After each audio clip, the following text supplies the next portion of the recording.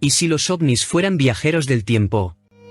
Ya se ha hecho toda una costumbre escuchar de vez en cuando los relatos de personas que se han encontrado con objetos voladores no identificados, y muchas veces a falta de una explicación lógica, las personas terminan atribuyendo las apariciones a seres de otros planetas que vienen a la Tierra con algún objetivo desconocido. Esa es la versión más conocida que se maneja, pero desde hace algunos años muchas personas se han venido preguntando lo mismo, ¿y si en lugar de seres extraterrestres, estos ovnis fueran pilotados por viajeros del tiempo?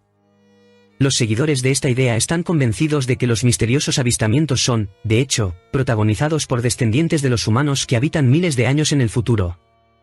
Seguramente has escuchado hablar de la popular serie de televisión titulada Alienígenas Ancestrales. Básicamente, la trama del programa etilo documental gira en torno a que nuestros ancestros debieron recibir la asistencia de seres extraterrestres, pues la serie de avances evolutivos, astronómicos, científicos y médicos que tuvo lugar a lo largo de nuestra historia no hubiera sido factible sin esta ayuda.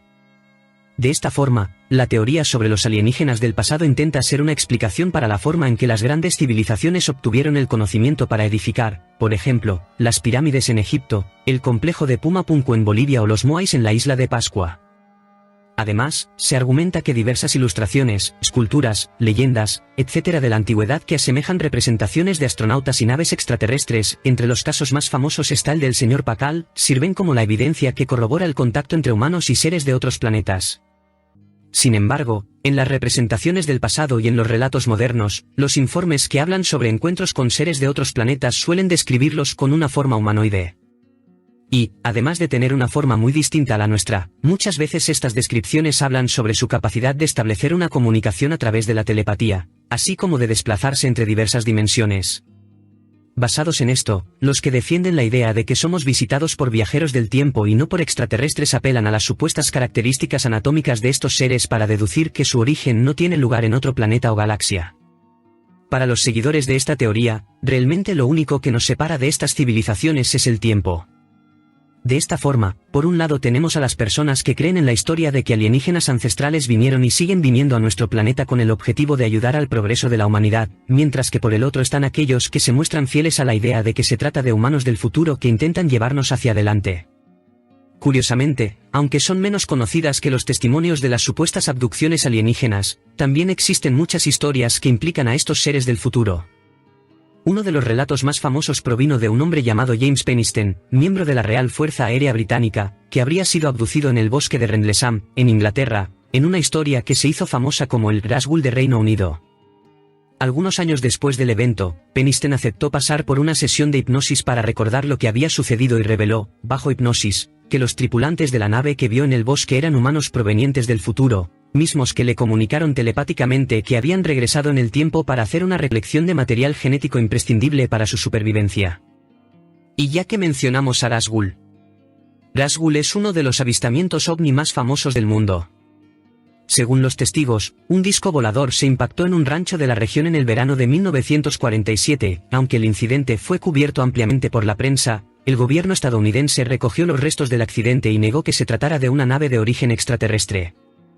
Según la versión de un comandante de la Marina de los Estados Unidos llamado George W. Over, que supuestamente trabajaba para el Departamento de Inteligencia y participó en las investigaciones y análisis de los rastros y cadáveres recolectados en Roswell, los ocupantes del platillo volador no eran seres alienígenas. George habría revelado antes de morir su creencia de que se trataba de humanos del futuro que habían hecho un viaje en el tiempo. Lo más curioso es que si hace una búsqueda más meticulosa, historias semejantes a las de Penniston y Over comienzan a surgir. Siendo así, para aquellos que creen que los alienígenas nos visitan frecuentemente y dando por sentado que los informes son verdaderos, quién sabe, quizás se trate de seres humanos extratemporales en lugar de seres de otros planetas. Corta la cuerda. Cada vez se habla más sobre realidades alternas. Pero, desde hace miles de años se especula que el plano en que vivimos no es el único que existe.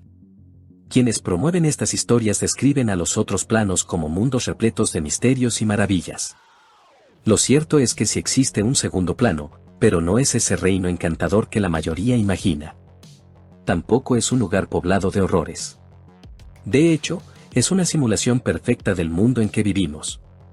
Todo aquello que existe en esta instancia de realidad también existe en el segundo plano. Encontrarás interesante saber que también existe una copia exacta de ti. Y me parece injusto referirlos como copias, pues realmente son clones extradimensionales vinculados a nosotros. Cualquier acción y decisión que tomes ellos la replican, y viceversa. Esto quiere decir que, en el segundo plano, tu clon lee el mismo texto en este preciso instante. La única diferencia entre ese segundo plano y el nuestro es la presencia de Dios. Aunque algunos prefieren llamarlo de otra forma. Siempre está al tanto de lo que sucede con las instancias de nuestra realidad gracias a los reflejos del segundo plano. Ese Dios carece de un clon, por lo que solo vive en el segundo plano. Y por razones desconocidas, nuestras copias son incapaces de verlo. Pero él sí, y sabe lo que hacen todo el tiempo. En consecuencia, también sabe lo que tú estás haciendo. Existe una sola forma de escapar de la omnisciencia de este ser, aunque las consecuencias pueden ser terribles. Basta con ponerte frente a un espejo en el medio de la noche. ¿Ves tu reflejo? Es tu clon interdimensional. Mira sus ojos con toda la fuerza de tu ser y, recuerda, lo que estás viendo no eres tú. Es una simulación perfecta de tu ser. Cuando percibas que tu subconsciente lo ha asimilado, apaga las luces. Espera un poco, aproximadamente 60 segundos. A continuación, date la vuelta. Tu reflejo habrá desaparecido. Acabas de interrumpir el vínculo entre tú y la copia. Todavía existe, pero ya no podrás verla. Ahora, eres completamente libre para hacer lo que te plazca. Sin la copia reflejando tus movimientos, Dios es incapaz de observar lo que haces. Podrías perpetrar toda clase de atrocidades sin miedo alguno a las represalias. Pero, no te recomiendo que lo hagas. Y es que cuando interrumpes el vínculo, la misma decadencia que forjó esa relación consumirá lentamente el sobrante de uno de los lados de la cuerda. De la forma más trágica, el alma de uno de los dos será lentamente devorada. No solo apestarás a mortandad, cada uno de tus movimientos se irá debilitando hasta hacerse insignificante. A medida que esta enfermedad te arrastra al final, te convertirás en una sombra de aquello que fuiste. Un alma en pena condenada a vagar externamente en las obras de su existencia. Una entidad completamente destruida y perdida. Pero, si este trágico destino afecta a tu copia, serás una especie de Dios entre los hombres. Confía en mí.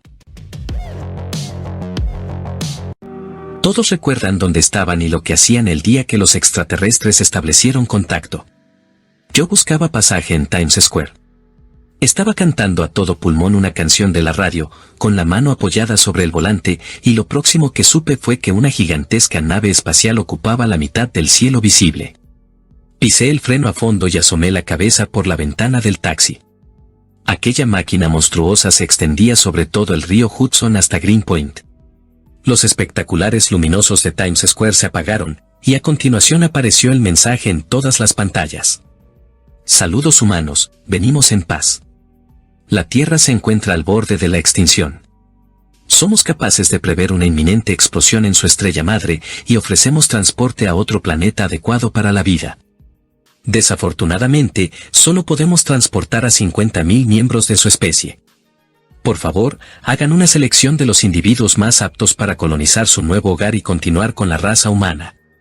Volveremos el 9 de junio a las 10 a.m. para recogerlos en Governor's Island, Nueva York.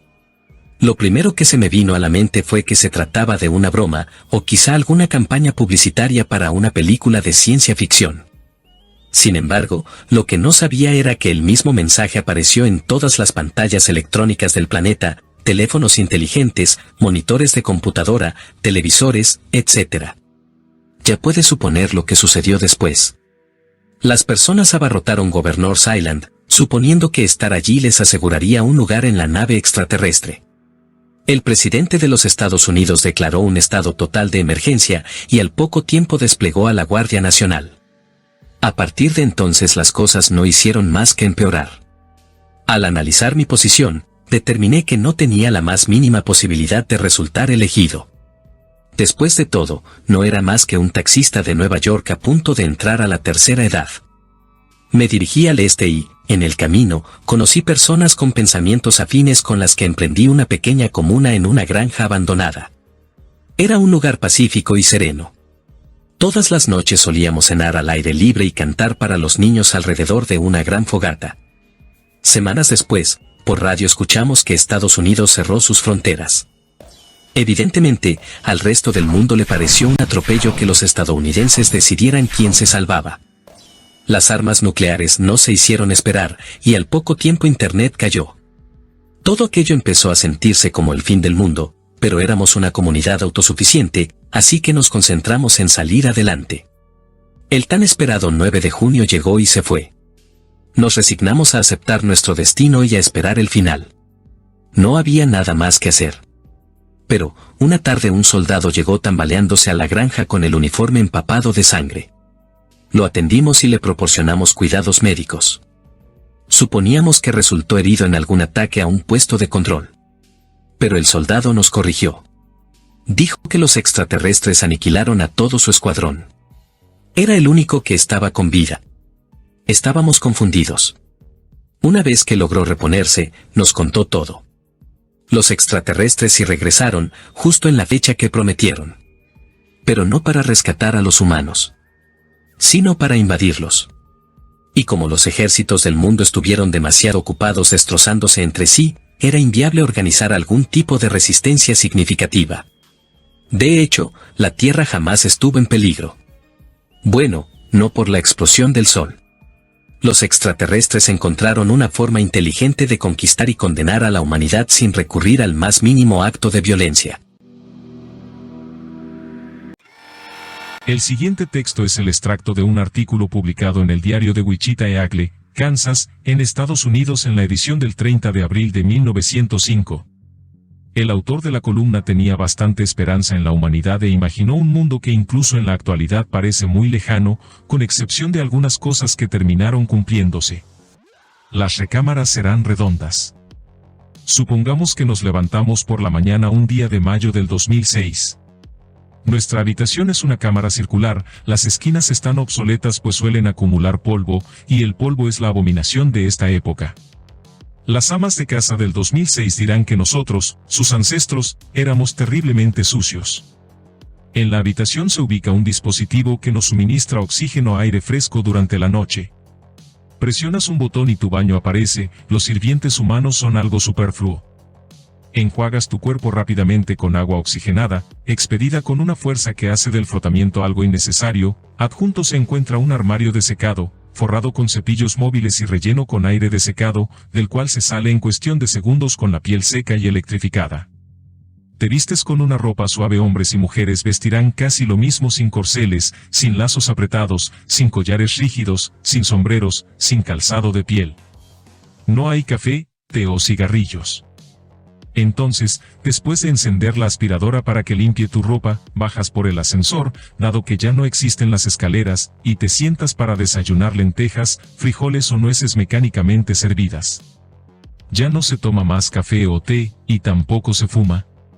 El desayuno se consume acompañado por un resumen de las noticias matutinas, susurradas en tu oído por una máquina parlante, que también reproduce los acontecimientos del mundo en fieles ilustraciones. ¿Es este el punto álgido de las prisas? Seguramente, pero se permite pues estás ansioso por ganar la mayor cantidad de tiempo posible para la cultura y reflexión. Tu casa será una conejera humana con cientos de artículos. Estará repleta de accesorios científicos. Habrá teléfonos, telescopios, kinetoscopios y toda clase de otros scopios en cada habitación. Los nuevos aprendices serán tan buenos como sus maestros pues el grado de educación ha formado su carácter. Todo es automático. Afuera, pones un centavo en una ranura y saltas a un automóvil a la espera, un vehículo que aparentemente incluso los bebés pueden conducir, o caminas hasta el pavimento móvil, que se encuentra tan limpio como un jaspe. Hay aspiradoras en cada esquina, para ser transportado a tu trabajo, hacer negocios a través de un teléfono de grabaciones e ilustraciones, u observar a la maquinaria hacer el trabajo de tu industria y, una vez cumplidas las horas reguladas establecidas, dedicas el resto del día a estudiar pinturas, estatuas o libros raros. Las carreras de caballos, los juegos de azar, la lectura de libros frívolos, el chismorreo en los clubes y gastar el dinero en costosos almuerzos o comidas han quedado relegados en el limbo del pasado olvidado. Simplemente eres un bobo fofo, una planta superior de invernadero, envuelto en ropa Liberty, con tanto coraje físico como lo que nosotros conocemos en 1906 como bacalao. Máquinas voladoras, construidas para una o dos personas, serán populares en las cimas de las montañas y días de campo sin alcohol. Barcos dirigidos por una fuerza inalámbrica cruzarán el Atlántico en un día, por lo que podrías desayunar en el Savoy y cenar en el Waldorf Astoria, dos famosos hoteles de la época, el primero todavía de pie situado en Londres, y el segundo ya extinto de Nueva York. Los barcos rozarán el agua y no cortarán las olas, los trenes recorrerán 200 millas en una hora hasta los suburbios aparentemente interminables. Los pequeños comercios desaparecerán. La literatura serán montañas altas, y no habrá espacio para Kiplings, Doyles o Pembertons. La poesía florecerá y los pequeños comercios desaparecerán.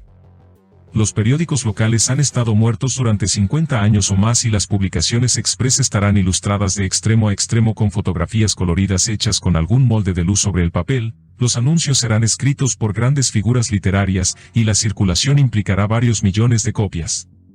Finalmente, las mujeres podrán votar. El futuro ya no es lo que era.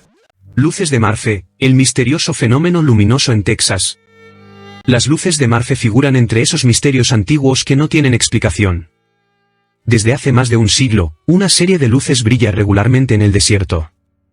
Es un fenómeno único en el mundo y no existe una explicación ampliamente aceptada en la comunidad científica. Los registros históricos señalan que las luces fantasmas de Marfe se observaron por primera vez en 1883. Desde entonces, llaman la atención de los locales y atraen visitantes curiosos a la pequeña ciudad de Marfe, en Texas, Estados Unidos. El fenómeno se ha mantenido activo desde hace 139 años. Los testigos refieren una serie de luces blancas y rojas que se desplazan sobre el horizonte. Mismas que aparecen y desaparecen sin previo aviso. Averiguar la naturaleza de estas luces fantasmas se hace muy complicado, pues no existe una forma de predecir el día o la hora en que aparecerán. Las observaciones a lo largo del tiempo permiten estimar que estas luces se ven un promedio de 30 veces por año. Y aunque los investigadores las estudian desde hace décadas, no han encontrado una explicación definitiva. Sin embargo, se han observado ciertas características y patrones que permiten esbozar algunas hipótesis. Una de las hipótesis dice que estas luces coloridas podrían originarse en las rocas ígneas o mediante cargas eléctricas de la zona. Marfe se encuentra en una zona desértica, por lo que las características de la región posibilitan los espejismos. Algunos creen que las luces fantasmas aparecen cuando existen variaciones de temperatura que terminan reflejando luces cercanas. En un artículo publicado en el Journal of Atmospheric and Solar Terrestrial Physics, se argumenta que las luces no son más que faros de automóviles que circulan por la Ruta 67. Desde la distancia, las personas se confunden y tienden a observarlas en medio del desierto. Sin embargo, algunos de los habitantes más antiguos de Marfe aseguran que las luces fantasmas se divisaban mucho antes de que se construyera la carretera. Ante tanto misterio, por supuesto que surgieron teorías de la conspiración y toda clase de creencias populares. Algunos creen que las luces fantasmas de Marfe tienen que ver con los extraterrestres.